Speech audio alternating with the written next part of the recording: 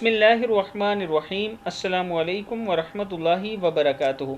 عابد رضا channel کی طرف سے آج میں اپنے دوستوں کو رسول اللہ صلی اللہ علیہ وآلہ وسلم کا ایک فرمان بتاؤں گا۔ اس سے پہلے میں اپنے تمام دوستوں سے گزارش کروں گا کہ اس ویڈیو کو آپ نے آگے ضرور شیئر کرنا ہے۔ تو شروع کرتے ہیں۔ بسم اللہ الرحمن الرحیم۔